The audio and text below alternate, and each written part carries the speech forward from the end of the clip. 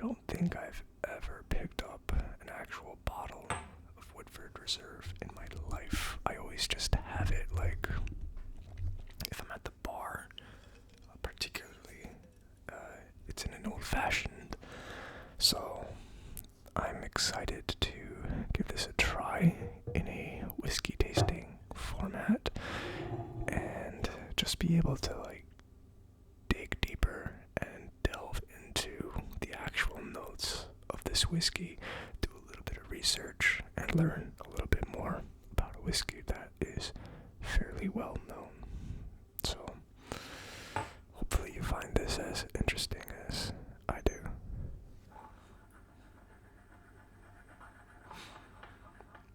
Yeah, I don't think I have any updates to provide, so with that being said, I am just going to get into the video. It's a very brown color, very, very dark. And the nose is really good. Yeah, it's a little bit lighter for a bourbon to me. It's actually pretty floral. But you can also smell the smoke. It's actually a really good balance. And I might be overinflating it in my head because I'm already coming into this tasting with pretty good expectations of the Woodford Reserve. I'm pretty sure this is going to be like my go-to bottle to just have on the shelf as like my primary bourbon. Unless this tasting goes worse than expected, but I have a feeling it's not going to. I do want to have a bottle of Scotch, bourbon, and Irish on my shelf at all times. An inexpensive or affordable, economical bottle that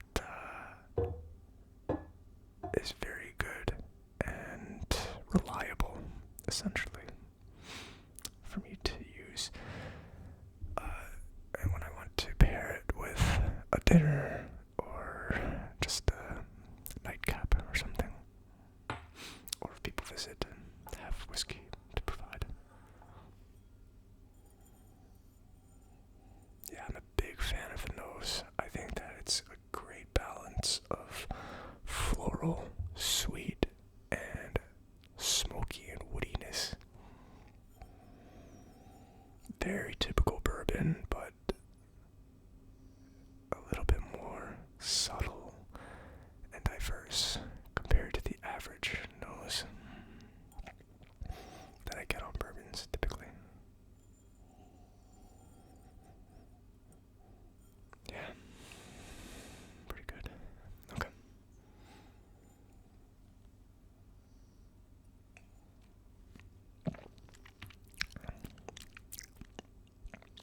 Yeah.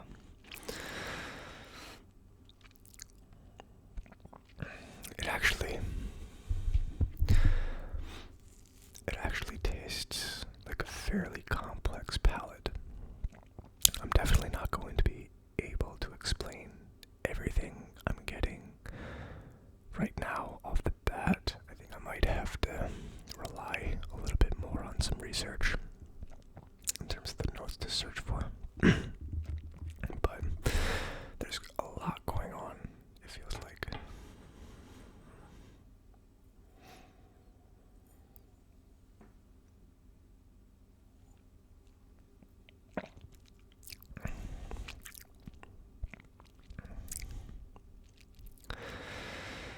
Yeah, I think it's complex and diverse for sure. I think that there's a lot of shifting in terms of what the dominant flavor is in the moment. It transitions a lot.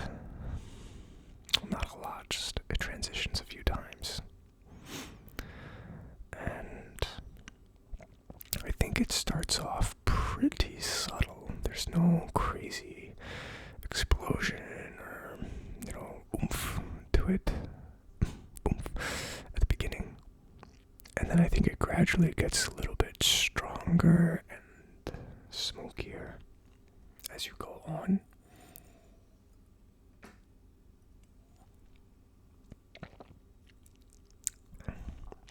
Yeah. And then from there, it tastes like it disperses a bit. It's kind of like maybe like a campfire kind of, especially if you like pour a little bit of what's the stuff. Basically, if you pour like not dirt. Sorry, I obviously don't do campfires often or fire pits or anything.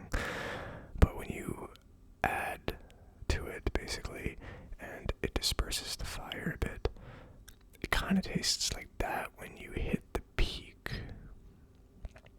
of this palette, where it starts off a little bit subtle. It might be a little bit more of the floral notes at the beginning. You think it's going to be a fairly weak palette. Then it gets a little bit spicier and smokier as you go up and up and up and up. And then it disperses out. It still remains pretty smoky, but it's like expanding a bit throughout the palate of your mouth. And then it goes into the finish, I think.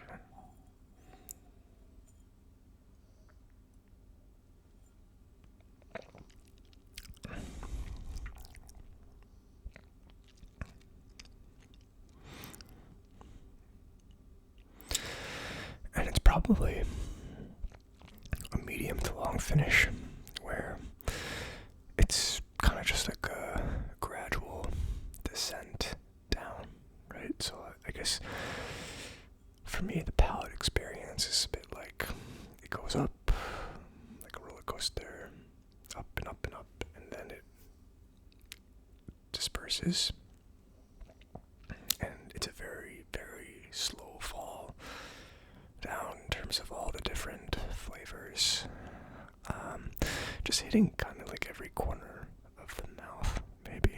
Like, it's pretty good. It's definitely one of my favorite bourbons, for sure. And yeah, it's definitely going to be my go-to shelf bourbon, unless something else comes up in the future that ends up being better than it. This one's very good.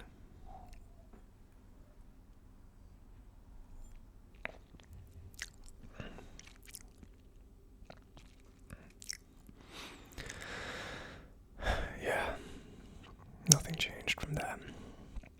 So I think that explains my experience in a nutshell. I think that there's definitely more notes to fill in the gaps in terms of what's happening here, but I think at a fundamental level, that's kind of the body of the palette, or the structure of the palette for me. And it's great.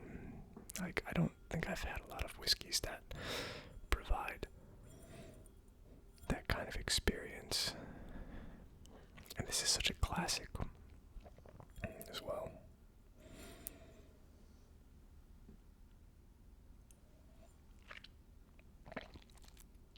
Alright, I have one last sip before I move on from the initial tasting into the research and expectation compilations before I come back to the table and do a full tasting based off of that. So, cheers, and I'll see you at the computer.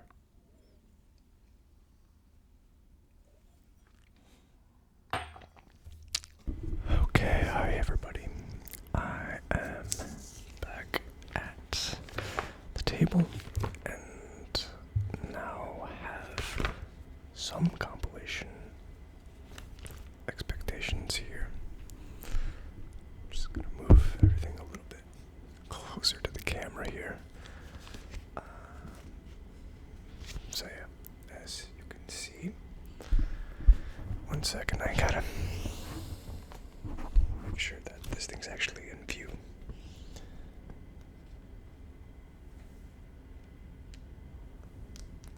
Okay, so I got the flavor spiral, which is very heavy on caramel and pepper, black chocolate, orange zest, sweet notes with an overlay of mint, tobacco, cherry, and zesty notes. That's what the flavor spiral says here.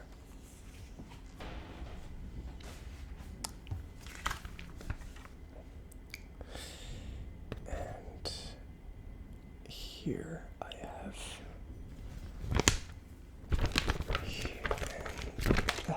on the bottom I've compiled some extra notes aside from the flavor spiral, primarily from Flavier. The top line is from Flavier primary tasting notes, and the rest is from community reviews, the most notable characteristics that I figured were worth writing down. I will start off by saying that the color is supposedly dark amber. I will take a look in a second when I pour out the dram. And then on the nose, we're looking at dried cherries, candied oranges, mint, vanilla, pipe tobacco, coconut, leather, honey, brown sugar, and sweet corn. That's all things that were said about the nose.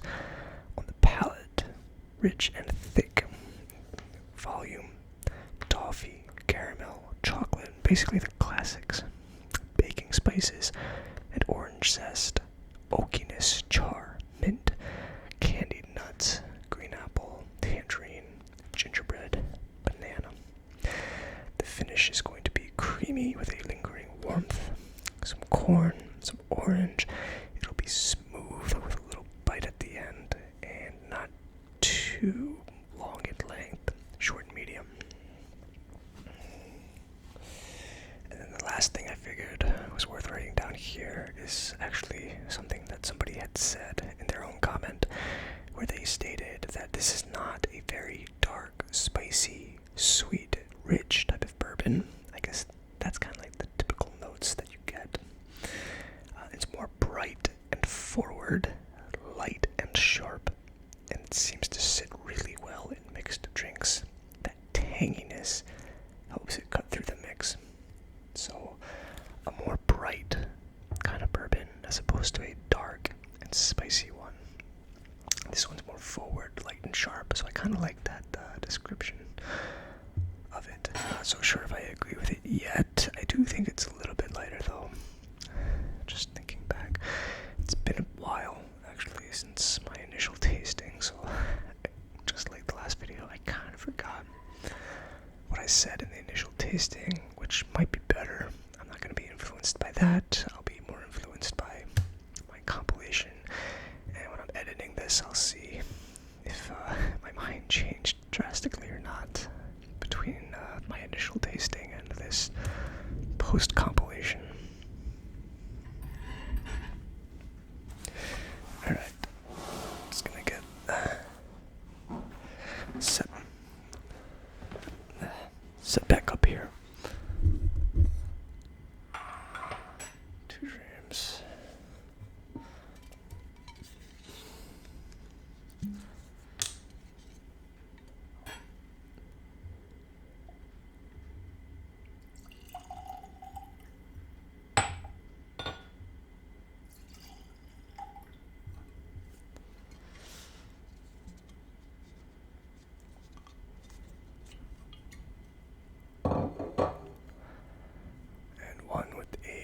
Small splash of water.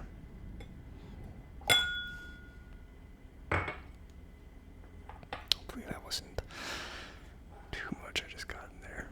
I forgot to bring a spoon and I was a little bit lazy in terms of just bringing one over. So this is the neat glass without a splash of water, and I will conduct my actual tasting. And yeah, I'm kind of liking this setup a little bit better in comparison to the other format. I think it helps me just kind of take care of the rest of the video after I've done the first footage. Sometimes it takes me a while to do the second one, because I said in the last video as well, it sometimes takes me a while to clear out the kitchen a little bit, and in this case I just have to clear out an isolated section of it, although I did pretty much clean my whole kitchen and living space for tonight. I'm trying to do that a little bit more regularly, but again, less pressure basically, and it's a little bit easier. I feel more calm and to shoot a video in a more clean environment anyway, so in general it's helpful if I do a full cleaning, but if I need to, I don't have to have the whole area super clean and tidy to shoot a video without feeling kind of embarrassed about it. But yeah, I don't think there's too much else for me to say here. I am excited to sit back down and finish off my tasting of the Woodford Reserve. I mean, such a great classic whiskey. I did see a few reviews where people just hated it, which is, I don't know, like for the price, like I just think that this is such a great bourbon to have. It really hits all the marks, all the classic notes of bourbon for sure, and some really nice ones, and it's definitely great for mixing as well. Great for old fashions. I have had a couple bourbons that I do prefer over it. I'd say I'm not sure if there's one that I've had a formal tasting experience for that I would prefer over the Woodford Reserve right now. I did pick up a couple bottles from a craft distillery in Maryland when I was down there. There was a vendor, they had a little booth at some festival that I was visiting. It was actually a wine festival. And yeah, they were just offering some tastings, and I really liked one of their bourbons, so I ended up buying two of them. One was award-winning in the state, I think, which I'm not sure how much the competition is, but probably a good amount for a whole state, even a state as small as Maryland. And another one that did not win an award, but I thought was amazing.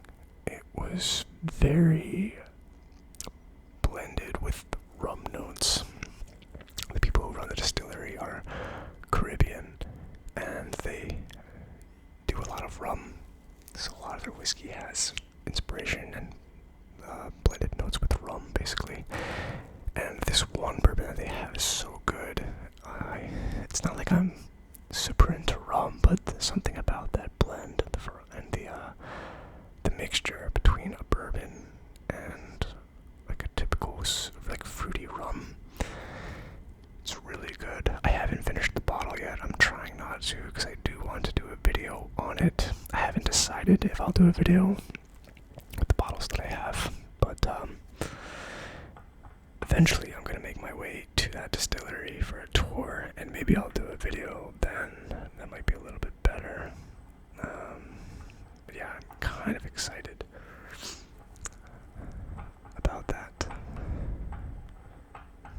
I think, yeah, just the idea of doing a distillery tour. I'm not sure if I would do a video of it, especially not like an ASMR one.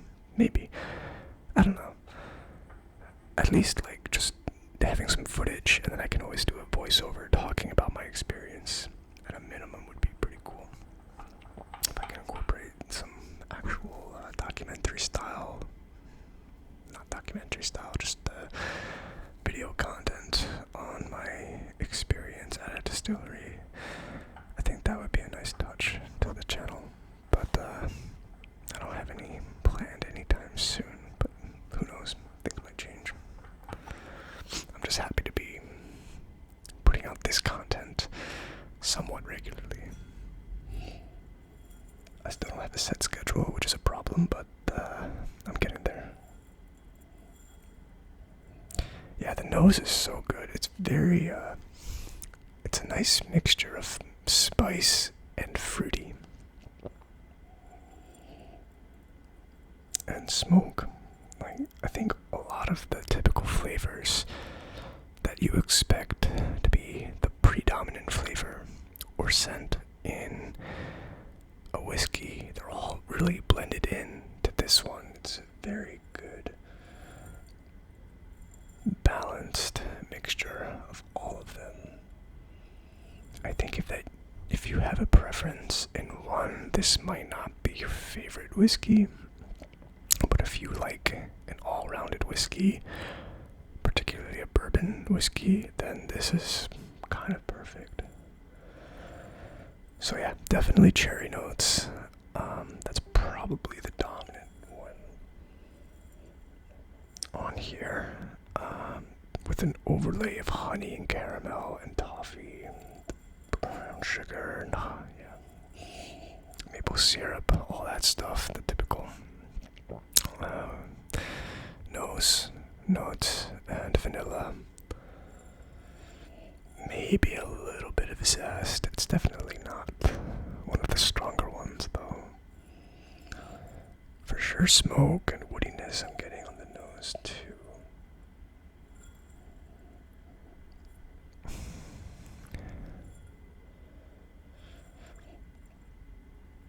Trying to see if I can get the coconut. I don't think so. Yeah, I'm not really getting coconut on there, or pipe tobacco. I think that's kind of like the char and ashiness, probably. Probably not worth it for me to say I'm getting pipe tobacco on it. More just smokiness.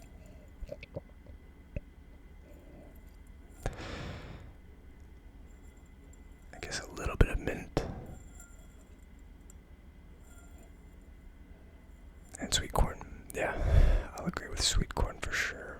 Like, definitely corn and grain I'm smelling here. But overall, it's a balance. It's very all-rounded. A lot of stuff. Nothing super dominant or powerful, and some things that are a little bit subtle. But for the most part, I think they're all kind of playing well together. All the different notes. And I need to grab my iPad for a second. Alright, I forgot to get my iPad here to start typing out my actual notes. So, Woodford Reserve. Nose is going to be a well-balanced blend of the typical scents, or maybe aromas of bourbon whiskey, fruit, and spice, caramel, chocolate, toffee, honey, and smoke. All intertwine well with one another.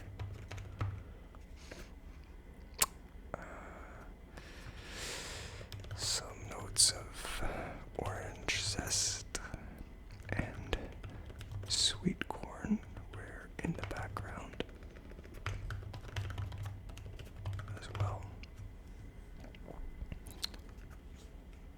Dried, or just cherry, predominantly cherry. Yeah. Not super complicated. A lot going on, but not complicated, I would say. Just very well balanced, I think is the right word here.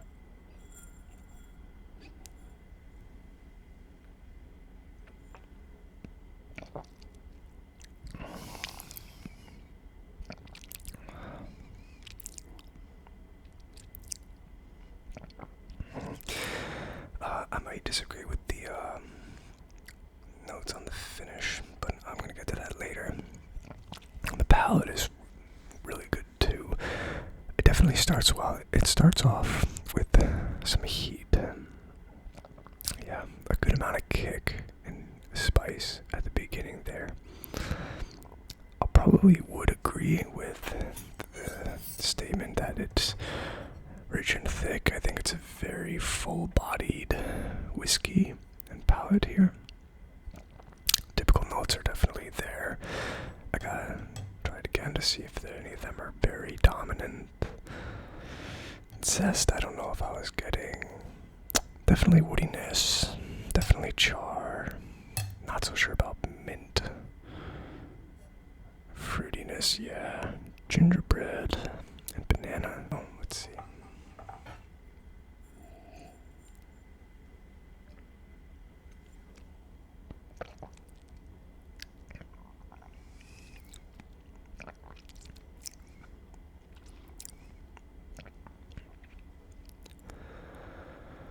Yeah, okay, banana, yeah. I will agree with the banana. Gingerbread, probably not. And, yeah, fruitiness. Yeah, I'm thinking that spice is probably the heaviest player in the palette. There's definitely fruitiness, for sure. Green apple, banana, orange, like it's all there. Yeah, I mean, for sure there is other stuff going on, not just the spice, but that's probably the biggest player, I would say. But again, this is it's a blend of a lot of things going on. There are multiple players, there are distinct notes going on, and the chemistry is sound. It's just a good, cohesive mixture of different notes, I'd say. But again, not super complex. Just a good amount of notes that actually go well together. It's just the right amount of mixture, I think, for them.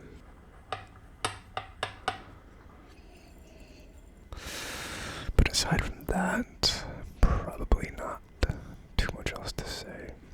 So, starts off with a kick on the spice notes. Again, there's a good balance of distinct flavors coming together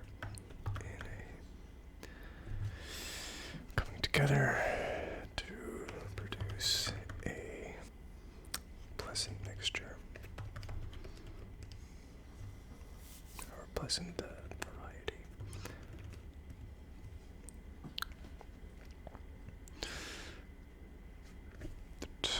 And yeah, I guess I will say that hold on, one more try.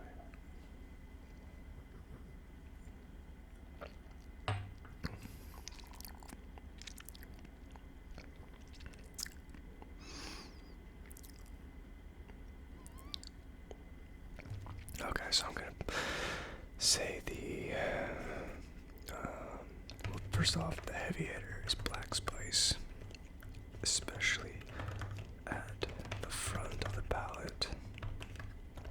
Other exceptional flavors, I'd say, are chocolate,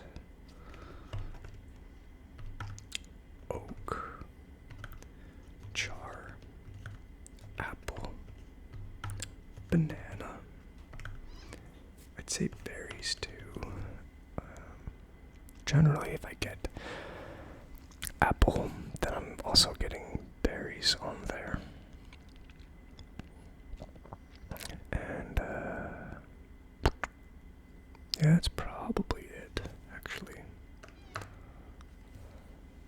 Alright. One more go to get the finish in.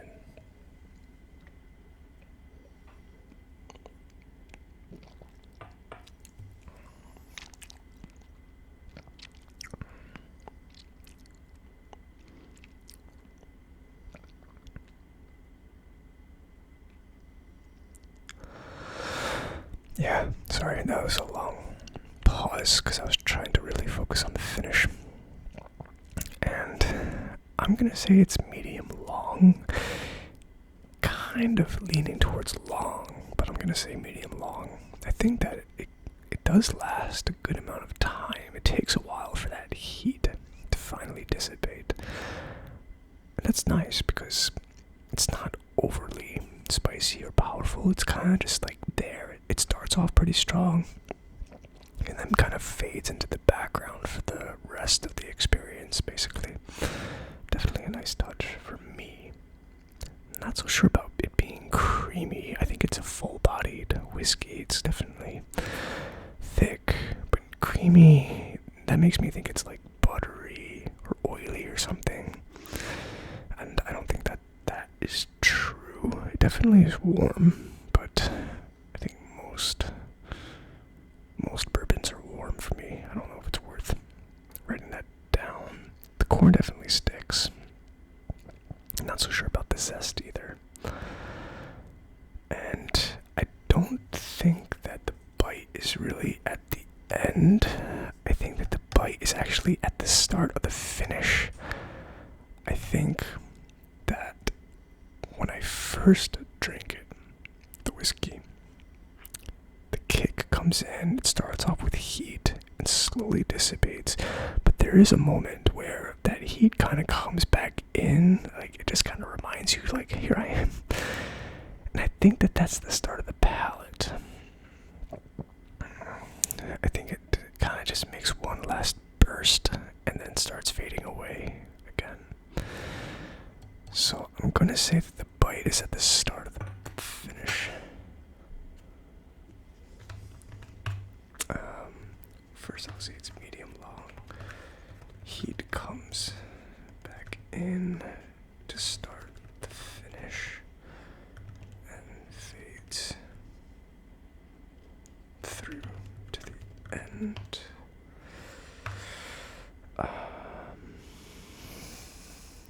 Same fruity notes. Apple, berries, banana, corn and oak definitely stay. Corn, oak, and smoky notes definitely still in the finish. Yeah, I think it's generally just a slow fade away after the heat makes its final appearance. Like everything else is kind of just still there and slowly fading away to black. Nothing really changes too much. Again, I'm going to stick with my belief that this whiskey's really not that complex. It's quite straightforward, but there is a lot going on. It's just kind of out on the table already from start to finish, as opposed to some of those more complex whiskeys where, you really gotta dig deep to find out what to look for. And, maybe like all those tricks about adding the right amount of water or ice or something. I don't know. Or temperature, all that stuff. I don't think it's quite needed with this whiskey. I could be totally wrong. Maybe there's just a lot of complexity to it that I have no idea about, but that's my opinion. I feel like I would have at least said there's some mystery notes that I'm just not able to find, but I can tell there's something else going on there. I think I more or less picked up what there is to look for on here. So, but yeah, I am now going to see if the water, I guess that being said, I'm going to see if adding a nice big splash of water is going to do anything with this. And this has been sitting here for a good amount of time. Basically the amount of time that I was doing the first trim. So this has been sitting and airing out for enough time, I'd say.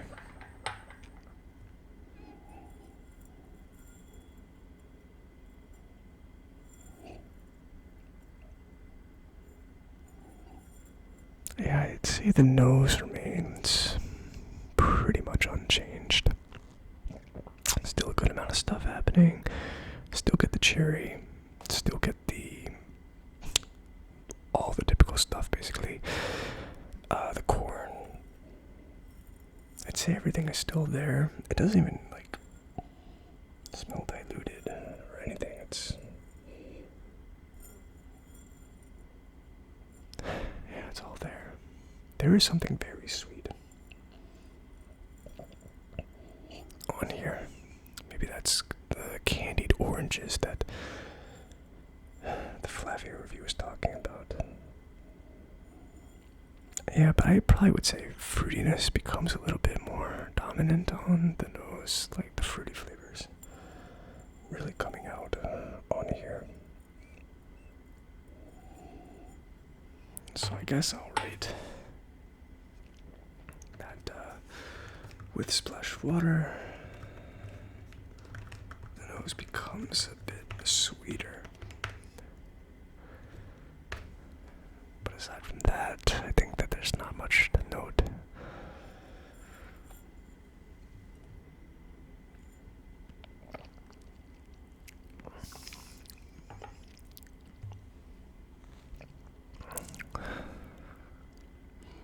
Okay, so for the palate, I think it gets a little bit weaker. I think it definitely starts off with a little bit less heat.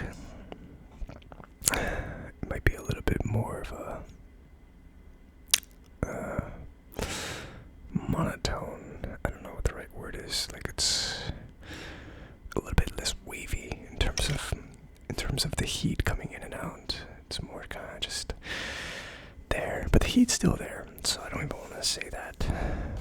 For the most part, I think it's probably unchanged.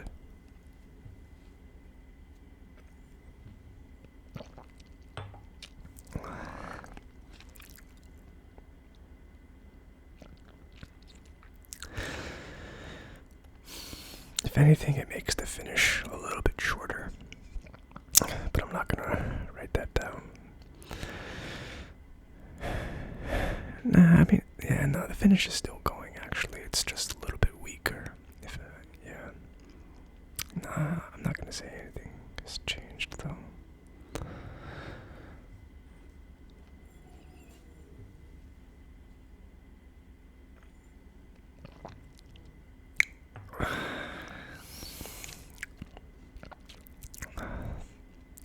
I guess something is a little bit different. I guess it gets a little bit weaker overall.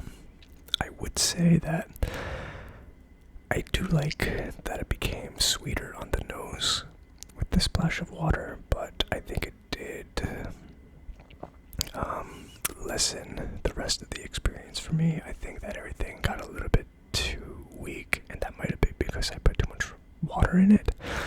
But I think a lot of the sharp notes that I was getting in the first dram, they're not quite as sharp. It's a little bit more dull and I guess diluted.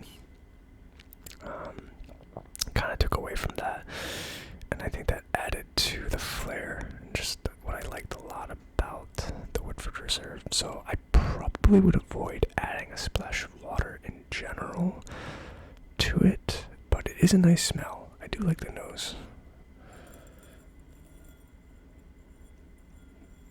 Yeah, I do feel like the nose becomes sweeter with that splash of water, which is kind of nice. It's bringing all those aromas out further. But, not worth it for me, personally.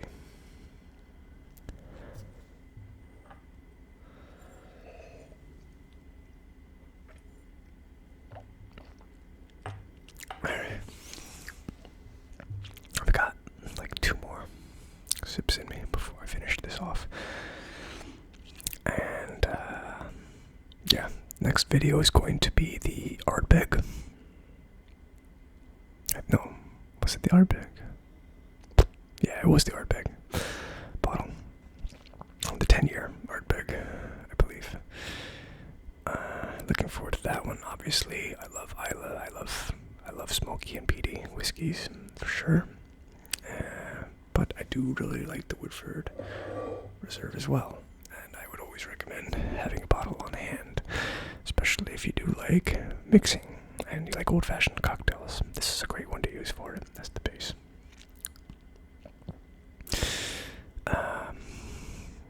Yeah, if you're new, consider subscribing to the channel. I'm generally doing these whiskey tastings, but yeah, like food and beverage kind of stuff. Like that's what I'm generally focusing on. So yeah, if you like this kind of content, go ahead and subscribe.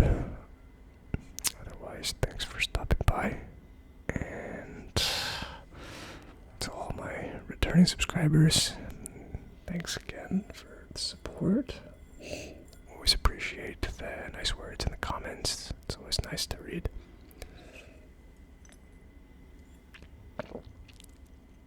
Especially because a lot of you are more knowledgeable than me about whiskey. So it definitely helps me just to know more about what the hell I'm talking about in these videos when I read some of the comments, which is nice. Yeah, there's definitely a lot of... This is definitely a nice full-bodied whiskey. You could definitely tell, like, it's running. Like, there's so many legs on this thing. So I guess that's the viscosity, right? Like, there's definitely a lot of body to this whiskey. And you can taste it for sure.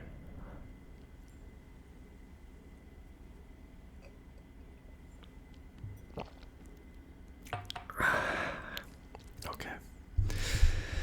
With that being said, thanks again for watching. Hope you enjoyed it, and see you guys